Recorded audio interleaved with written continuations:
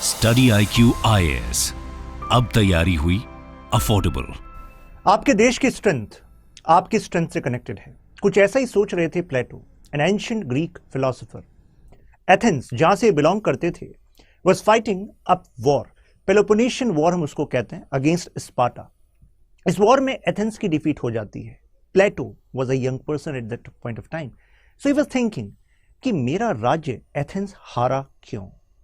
और वहीं पर जो उन्होंने सोचना शुरू किया, वहां से एज अ सोल्यूशन निकल कर आया ये आइडिया जिसकी आज हम बात करने वाले हैं। We are talking about Plato's theory of communism. Communism शब्द का मतलब होता है कॉमन ऑनरशिप। आप और हम जिस समय में जी रहे हैं, यहां पर सबसे पॉपुलर आइडिया प्राइवेट ऑनरशिप, यानी कि आपके पास जो भी चीजें हैं, आपके पास वॉच है, आपके पास ये डिवाइस है जिससे आप ये देख रहे हैं वीडियो, तो आप कहेंगे ये मेरा है। कोई अगर आपकी मर्जी के बिना इसको छीनेगा तो आप कहेंगे ये गलत है, राइट। एक होता है कॉमन ओनरशिप, यानी कि सब कुछ सबका है।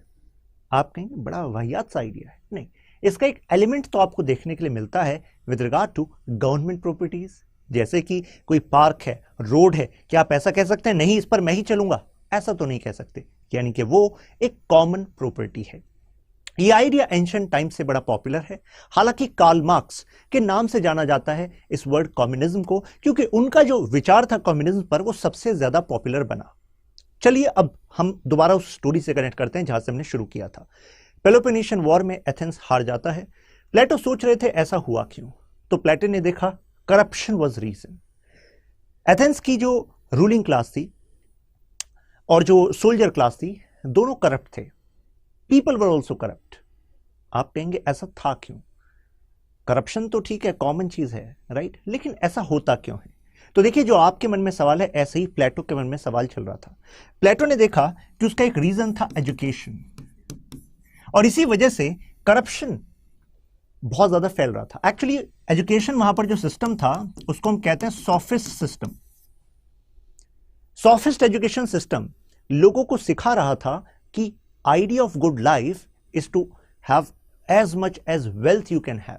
जितना पैसा, जितने ऊंचे पदों पर जा सको, उतने ज्यादा तुम बेहतर जिंदगी जियोगे। यह है डेफिनेशन एक अच्छे जीवन की। तो मुझे बताइए, क्या यह सोफिस्ट एजुकेशन सिस्टम वहां पर यह बच्चों को सिखा रहा था कि भाई कोई ऐसा काम मत करना जिससे राज्य को नुकसान हो जाए, सोसाइटी को नुकसान हो जाए? नहीं।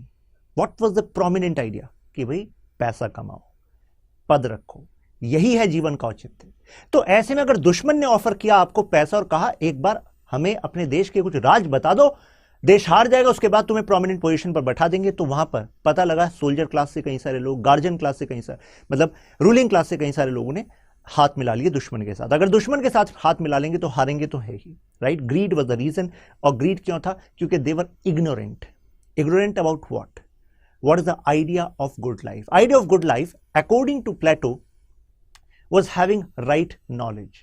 यानी कि जिंदगी केवल पैसा, केवल पद यही नहीं है, इसके बियॉन्ड भी जिंदगी है। There's a difference between pleasure and happiness। एक तो प्लेजर होता है कि भाई आप डिपेंडेंट हो चीजों पर कि हाँ ये चीजें, मुझे इससे सुख मिल जाए, यही मेरी जिंदगी का ऑब्जेक्टिव है। प्लेटो कहते थे ये तो सीमित करना हुआ अपने आप को। मतलब एक तरीके से वाली बात हो गई कि आपके सामने बहुत बड़ी तिजोरी है, उसमें पैसा ही पैसा है, लेकिन आप उसमें से 100 रुपीज का नोट लेकर भाग रहे हो, आप कह रहे हैं कि मेरी जीत हो गई। नहीं, लाइफ इज बियॉन्ड दैट। यहां पर वो वर्ल्ड ऑफ आइडियाज की बात कर रहे थे। अब हम जरा इसको कनेक्ट करते हैं इस आइडिया से। प्लेटो को एक बात पता था कि भाई एजुकेशन को प्रमोट करना पड़ेगा, और एजुकेशन को प्रमोट करने के बाद ही लोगों को अवेयरनेस आएगी कि भाई idea of life is not just पैसा और पद, क्योंकि पैसा और पद से अंतिम खुशी कुछ नहीं मिलने वाली। उन्होंने कहा कि हारा क्यों? क्योंकि रूलिंग क्लास और जो सोल्जर क्लास है, यहां पर करप्शन था। तो उन्होंने कहा कि let's do one thing, let's bring communism. यानी कि अगर कोई कॉमन प्रॉपर्टी रख ही ना सके, मतलब अगर कोई प्राइवेट प्रॉपर्टी रख ही ना सके, सब कुछ कॉमन रहे, तो क्या मोटिवेशन रहेगा पैसा इकट्ठा करने का? नहीं रहेगा। ऐसे में उन्होंने दो आइडियाज दिए। कहा चलो ऐसा करते हैं कि जो भी रूलिंग क्लास में रहेगा, जैसे कि जो ब्यूरोक्रेट्स होंगे, जो भी गवर्नमेंट का पार्ट होंगे, उनमें से कोई भी अपने नाम पर कोई संपत्ति रख ही नहीं सकता। दूसरा, फैमिली, किसी की अपनी कोई फैमिली नहीं होगी। आप कहेंगे बड़ा वाहियात आइडिया है, ऐसा कैसे हो सकता है? परिवार का तो मतलब है कि भाई आपका परिवार। कम्युनिज्म ऑफ वाइफ का यहां पर मतलब होता है कि नहीं, किसी की कोई पर्सनल लाइफ नहीं होगी। किस पर यह रूल लगेगा? केवल दो क्लास पर, रूलिंग क्लास और आपके सोल्जर क्लास, रूलिंग क्लास और सोल्जर क्लास, प्रोड्यूसर क्लास नहीं। आप कहेंगे कैटेगराइजेशन क्या है, चलिए समझते हैं। प्लेटो कह रहे थे वॉर हम हारे, उसका कारण था इग्नोरेंस। इग्नोरेंस के लिए अगर हमें एक सोल्यूशन चाहिए तो वो है एजुकेशन सिस्टम को ही ओवरहोल करना पड़ेगा, लोगों की नींव में ही कुछ नए बीज डालने पड़ेंगे। अब उस बीज से उन्होंने देखा कि लोगों की ना प्रवृत्ति जो होती है, हर एक इंसान की जो सोल होता है उसमें 3 एलिमेंट होते हैं। एक तो होता है रीजन, एक होता है करेज, स्पिरिट जिसको हम कहते हैं इमोशन, और तीसरा होता है एपेटाइट, लस्ट, पैसे की और जो वर्ल्डली थिंग्स हैं उनकी। प्लेटो कह रहे हैं हर एक में तीनों है, लेकिन कुछ ऐसे लोग हैं जिसमें रीजन जो है सबसे ज्यादा प्रोमिनेंट है, तर्क सबसे ज्यादा प्रोमिनेंट है। जिनमें तर्क सबसे ज्यादा प्रोमिनेंट है वो फिट हैं रूलिंग क्लास बनने के लिए। मैं आपको एग्जांपल देता हूं। अगर मान लीजिए आप एक ब्यूरोक्रेट हैं, आप आईएएस डिस्ट्रिक्ट मजिस्ट्रेट हैं और आपके सामने 1 पर्सन हैज कम और वो बहुत ही इमोशनल अपील आपके साथ कर रहा है, रो रहा है, बता रहा है, और आपने केवल उसके भावुकता में आकर और आपने कोई स्ट्रिंजेंट एक्शन दे दिया अगेंस्ट अ पर्सन जिसने जो आरोप लगा रहा है, तो आप मुझे बताइए, ऐसा भी तो हो सकता है कि आप अगर तर्क लगाते तो आपको पता लग सकता है शायद वो व्यक्ति झूठ बोल रहा हो, राइट। तो अगर आप में इमोशंस बहुत ज्यादा हैं, स्पिरिट इमोशंस बहुत ज्यादा हैं, तो हो सकता है कि आप गलत फैसला ले लो। तो रूलिंग क्लास में वो लोग होने चाहिए जो दिमाग से सोच सकें, लॉजिक से सोच सकें, इमोशंस में बहिना। इमोशन एक एसेंशियल कंपोनेंट है, तभी प्लेटो कह रहे तीनों ही है, होते हैं, तीनों हर किसी में होते हैं। एपेटाइट भी होता है, भूख भी होती है, पैसे के प्रति, लस्ट एटसेट्रा, राइट, ये भी होता है। लेकिन जिसमें सबसे ज्यादा प्रोमिनेंट ये है वो रूलिंग क्लास है। करेज, जिसमें करेज ज्यादा है वो सोल्जर क्लास के लिए फिट है, और जिसमें एपेटाइट ज्यादा है, जिसको पैसा ज्यादा कमाना है, उसको प्रोड्यूसर बना दो, उसको ट्रेडर बना दो, राइट। तो इस तरीके से वो कैटेगराइजेशन कर रहे हैं। अब आप कहोगे पता कैसे लगेगा? अब देखिए, मैं इसलिए क्वेश्चन इस तरीके से समझा रहा हूं क्योंकि ये क्वेश्चन यहां पर बनता है कि भाई कम्युनिज्म की जो आइडिया है, how it is connected to education. तो रूट समझ में आ गई, ट्रेजेक्ट्री। इग्नोरेंस को हटाना है, एजुकेशन लाना है। एजुकेशन से ही हम डिफरेंट एग्जाम्स मतलब पढ़ाएंगे, फिर एग्जाम लेंगे। एग्जाम से पता लगा कि यार ये व्यक्ति तो रीजनेबल है, तो इसको चलो अपग्रेड कर देंगे। पता लगा कि जो दूसरा व्यक्ति वो करेजियस ज्यादा है लेकिन रीजन कम है, तो उसको हम सोल्जर की ट्रेनिंग देंगे। तीसरा व्यक्ति पता लगा कि यार इसमें ना रीजन ज्यादा है ना करेज ज्यादा है, इसमें एपेटाइट, भूख है पैसा कमाने की, चलो इसको ट्रेडर बना देते हैं, ये प्रोड्यूसर बनेगा। अब यहां से देखिए कनेक्ट कैसे होता है। प्लेटो कहते हैं कि जो रूलर और सोल्जर क्लास है, करप्शन यहां एक्चुअली होता है क्योंकि पावर इनके पास ज्यादा है। अगर ये पैसा कमा ही ना पाए अपनी प्राइवेट प्रॉपर्टी को इकट्ठा करने के लिए, तो क्या करप्शन हो पाएगा? नहीं हो पाएगा। आप कहेंगे वो फिर काम क्यों करेंगे? प्लेटो कह रहे हैं क्योंकि वो इस एजुकेशन सिस्टम से निकल कर आएंगे और उन्हें पता होगा कि मेरे जीवन का ऑब्जेक्टिव है, मुझे एथेंस को महान बनाना है, मुझे अपने देश को मजबूत बनाना है। और रही बात मेरी बेसिक नेसेसिटीज की, भाई खाना पीना घर गाड़ी ये सब चाहिए ना आपको, ये सब स्टेट प्रोवाइड कर देगी। तो यानी कि अगर आप सोल्जर और रूलिंग क्लास और सरकार कह दे कि भाई आपकी जितनी भी जरूरतें हैं, खाना पीना रहना आना जाना everything, leisure entertainment, everything is going to be taken care of by state, तो अपना पैसा चाहिए क्यों आपको? भाई पैसे का काम क्या होता है? अपनी जरूरतों को पूरा करना, और जरूरत स्टेट प्रोवाइड करा रही है आपकी। बात बिल्कुल लॉजिकल है। और कानून ये बना देंगे कि इनमें से कोई भी प्राइवेट प्रॉपर्टी रख ही नहीं सकता। तो भाई फिर रखोगे कैसे, है ना? जो प्रोड्यूसर क्लास है इस पर ये थ्योरी ऑफ कम्युनिज्म नहीं लगेगी, ना तो प्रॉपर्टी वाली लगेगी ना फैमिली वाली लगेगी। अब इनको हमने ऐसा क्यों छोड़ा? ध्यान रखिएगा, केवल इन पर लगेगी। इन्हीं को एक्चुअली उन्होंने कहा गार्जियन क्लास, क्योंकि ये गार्ड करेंगे एथेंस को, राइट। इस पर इसलिए नहीं लगेगी क्योंकि इनमें एपेटाइट प्रोमिनेंट है, इनमें लस्ट है, इनमें भूख है। तो इनका जब एपेटाइट ही प्रोमिनेंट है, अगर इन पर लगा भी दी तो हो सकता है वो लागू ना हो पाए, ये बार बार उस कानून को तोड़े, अव्यवस्था फैलेगी, क्योंकि इनकी प्रवृत्ति ऐसी है, भाई पैसा यही चाहिए इनको। दूसरा, इन पर रहने दिया जाए ना तो इनमें मोटिवेशन रहेगी और ज्यादा पैसा कमाने की, इससे ज्यादा प्रोडक्शन करेंगे तो ओवरऑल एथेंस का ही वेलफेयर होगा, राइट। तो यानी कि एक तो नेचुरली इनकी प्रवृत्ति नहीं है तो इस वजह से नहीं लगाया, और दूसरा मोटिवेशन रहेगी तो ज्यादा प्रोडक्शन करेंगे तो ओवरऑल सबको ही ज्यादा उत्पाद, ज्यादा सेवाएं मिलेंगी, गुड्स एंड सर्विसेज मिलेंगी, तो इस वजह से इन पर नहीं लगाया, केवल इन पर लगाया है थ्योरी ऑफ कम्युनिज्म। बात समझ में आई आपको? अच्छा, अब जो ये कम्युनिज्म है, प्रॉपर्टी तो नहीं रहेगी, चलिए भाई, रूलिंग क्लास पर, सोल्जर क्लास पर, जिनको मिलाकर हमने कहा गार्जियन क्लास। फिर इन्होंने फैमिली की बात क्यों की, फैमिली पर क्यों, क्योंकि मुद्दा आज का हमारा फैमिली है। प्लेटो को कहना था कि लोग संपत्ति एकत्रित क्यों करते हैं, इकट्ठा क्यों करते हैं, तो आंसर इज फैमिली, परिवार। तो इस परिवार के कॉन्सेप्ट को हटा दो। प्लेटो का कहना था क्योंकि जो भी लोग ब्यूरोक्रेट्स हैं, रूलिंग क्लास हैं या सोल्जर्स हैं, अगर वो केवल अपने निजी परिवार के बारे में सोचते रहे तो क्या वो 100% कमिटमेंट एथेंस के लिए दे सकते हैं? आप खुद बताइए, आप किसी पावरफुल पोजीशन पर हैं तो आप सबसे पहला आपके दिमाग में क्या आता है? अपना निजी परिवार आता है या देश आता है? शायद काफी लोग कमेंट में कहें सर देश आता है हमारे तो, लेकिन प्लेटो देख रहे थे हकीकत यह है कि लोग अपने परिवार के बारे में सोचते हैं और इसी वजह से they actually go for accumulating money by corrupt means। तो ऐसे में जो सॉलिडारिटी है, जो मजबूती है सरकार की, वो कमजोर होती है। इससे नेपोटिज्म भी बढ़ता है। नेपोटिज्म का मतलब है कि जो भी पावर में आता है वो चाहता है कि यार मेरे बच्चे के लिए सबसे चीजें बेस्ट हों। और अगर नेपोटिज्म बढ़ेगा तो मुझे बताइए ये मेरिटोक्रेसी के खिलाफ है कि नहीं? मेरिटोक्रेसी के तो खिलाफ है। एक बच्चा जो मेहनत कर कर ऊपर आना चाह रहा है वो इसलिए नहीं आ पाएगा क्योंकि दूसरे बच्चे के जो फादर हैं वो रूलिंग क्लास में है। उन्होंने कहा नहीं मेरे बच्चे की है पोजीशन, तो मेरे पास पावर है, मैंने यूज कर दिया, अपने जान पहचान वालों से करा दिया। लेकिन जो मेरिट से आता, आपको नहीं लगता वो एथेंस को ज्यादा मजबूत कर सकता था? इसी वजह से प्लेटो ने कहा नेपोटिज्म भी खत्म होगा और ये मनी एक्यूमुलेशन भी खत्म होगा, क्योंकि हम निजी फैमिली, प्राइवेट फैमिली के कंसेप्ट को ही खत्म कर रहे हैं। तो प्लेटो ने इसको दिया, जो वर्ड दिया वो है कम्युनिज्म ऑफ फैमिली, और एक और वर्ड पॉपुलर हुआ कम्युनिज्म ऑफ वाइफ्स, यानी कि किसी की कोई निजी पत्नी नहीं होगी। किस क्लास की? गार्जियन क्लास की। Again I am saying ruling class, soldier class, producer class रखेगी पत्नी, ठीक है। अब फिर बच्चे कैसे पैदा होंगे भाई रूलिंग क्लास में? तो वो कह रहे हैं स्टेट कराएगा मेटिंग। एक्चुअली स्टेट मेटिंग होगी। स्टेट मेटिंग का मतलब समझते हैं? वो कह रहे हैं if best of men and women they are going to have sex and procreate।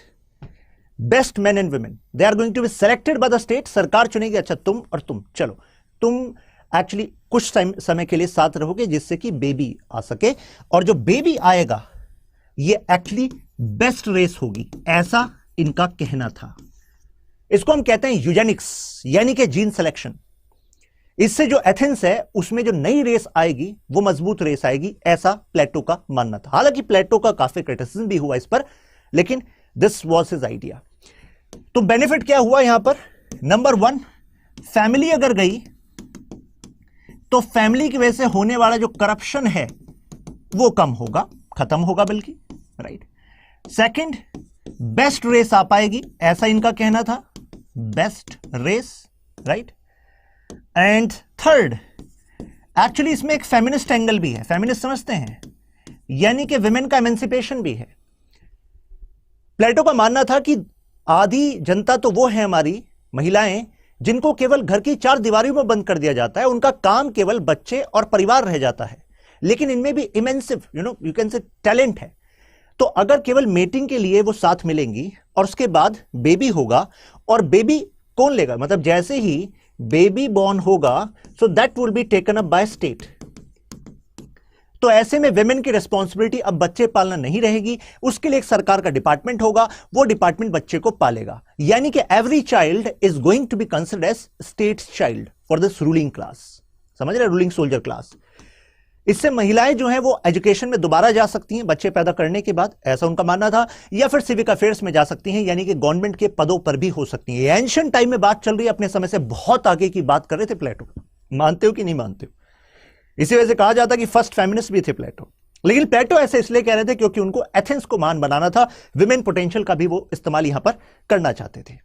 आ रही बात समझ में? लेकिन यहां पर एक प्रॉब्लम है।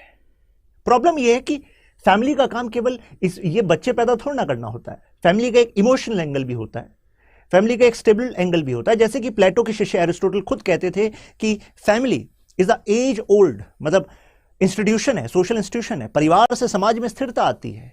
हर एक व्यक्ति को एक ऑब्जेक्टिव लगता है कि भाई मैं इसलिए कमा रहा हूं, इसलिए कर रहा हूं क्योंकि परिवार मेरा है। यहां पर एक सपोर्ट मिलता है, right. Society family to family interact करती है, लेकिन अब वो सिस्टम ही खत्म हो जाएंगे ऐसे तो। तो इनके खुद के शिष्य जो है इस बात का विरोध कर रहे थे, राइट। अभी तक आपको क्लियर हुआ, यस और नो? कितने लोग इसके सपोर्ट में हैं?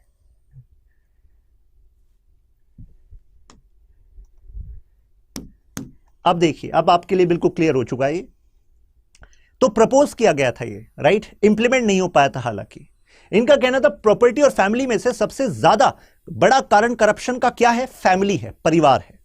पीपल इस वजह से चाहते हैं। दूसरा, नेपोटिज्म बढ़ता है, जो मैंने आपको बताया। एडिशनल पर्पस क्या था कि एक तो मैरिज जो है वो कौन सी होगी? वो केवल मेटिंग के लिए होगी, जो आपको बताया प्रोक्रिएशन होगा, जिससे कि एबलेस्ट ऑफ माइंड, जो मैंने आपको बताया कि best man and best women they are going to come together, child will be the responsibility of state. इसका एक और फायदा उन्होंने बताया कि राजा को पता ही नहीं रहेगा कि उसका असली बेबी कौन है, असली चाइल्ड कौन है। तो ऐसे में वो हर एक जो बच्चा है वहां पर, क्योंकि जो विभाग है वो संभाल रहा है, तो उन सब में वो अपना ही बच्चा देखेगा, तो सभी बच्चों का सर्वांगीण विकास होगा, कमिटमेंट बेटर होगा, ऐसा उनका मानना था। मतलब क्योंकि राजा भी एक्चुअली मीटिंग करेगा ना, तो उसके बाद उसे पता नहीं होगा कि उसका बच्चा था कौन, यानी कि पेरेंट्स, यानी कि mother father are not going to know कि उनका एक्चुअली बेबी था कौन। वो मर्ज कर दिया जाएगा सबके साथ, राइट। तो वो सबको अपने बच्चे की तरह प्यार करेगा। इससे एक तरीके से लिबरेशन ऑफ वुमेन हुआ, जो आपको एग्जाम्पल दिया, इसी वजह से उनको फेमिनिस्ट कहा जाता है। फायदे क्या क्या हो गए? यूजेनिक्स बेस्ट जीन की वो बात कर रहे हैं। नेशनलाइजेशन ऑफ फैमिली हो गया। वो कह रहे हैं अब जो रूलिंग क्लास है, सोल्जर क्लास है, अब उनका एक ही परिवार होगा और वो होगा एथेंस। अब केवल वो देश के प्रति समर्पित रहेंगे, अपने परिवार के प्रति नहीं। ये कंफ्यूजन ही खत्म कर दिया उन्होंने। एमेंसिपेशन हो गया, ग्रेटर फ्रीडम हो गया मेन एंड वुमेन के लिए, क्योंकि जब उनकी जिम्मेदारी अब बच्चा और परिवार नहीं रहा, अल्टीमेटली सबसे बड़ी रेस्पॉन्सिबिलिटी एक ब्यूरोक्रेट की या फिर सोल्जर क्लास की, हर किसी की, इवन वो कह रहा था परिवार रहता है। लेकिन अगर परिवार की रेस्पॉन्सिबिलिटी हटा ली जाए तो अब उसका फोकस क्या होगा? केवल सरकार होगा, देश को मजबूत करना होगा। तो अपने आप में एक यूटोपियन आइडिया था, अपने समय से काफी आगे का आइडिया था, राइट। तो दिस वाज द आइडिया। मैंने बताया प्रोड्यूसर क्लास पर क्यों नहीं लगाया, क्योंकि भाई उन पर लागू करने से कोई फायदा नहीं है। मोटिवेशन बना रहे और नेचुरली वो लस्ट ज्यादा है उनमें, तो ऐसा ही सिस्टम चलता रहना चाहिए। जानकारी के लिए बता दूं, पीएसआर ऑप्शनल बैच स्टार्ट हो रहा है 21 अप्रैल से। Seats are filling. आपको studyIQ.com पर जाना है, त्यागी लाइव कोड लगाना है, and you can start your journey on 21 अप्रैल। ये है P2I बैच, ये स्टार्ट हो रहा है 22 अप्रैल से। मतलब अभी तक जो जीएस फाउंडेशन होता था ना, उसके बाद भी बच्चों को प्रॉब्लम रहती थी, क्रैश कोर्स करें, टेस्ट सीरीज करें, बुक कहाँ से लें। ये सारी प्रॉब्लम अब सॉल्व होगी आपकी। आपके घर पे बुक्स आ जाएंगी, डेडिकेटेड नोट्स आपको मिलते रहेंगे, लाइव क्लासेस चलती रहेंगी। फाउंडेशन के बाद सक्सेस इन प्रीलिम्स होगा, फिर मेंस की अलग से तैयारी कराई जाएगी। इंटरव्यू गाइडेंस प्रोग्राम शुरू से होगा, मतलब आपकी पर्सनैलिटी डेवलपमेंट क्लासेस भी यहां पर होंगी। अब जरा एक क्वेश्चन देखिए, प्लेटो थ्योरी ऑफ कम्युनिज्म डिस्कस करना है। जो आपको समझ में आया उसको इंट्रोडक्शन, बॉडी एंड कंक्लूजन के तर्ज पर लिख कर देखिएगा। और ये ग्रुप है शशांक त्यागी फॉर यू, यहां पर आप उस आंसर को पोस्ट कर दीजिएगा। स्टडी IQ IAS, अब तैयारी हुई अफोर्डेबल।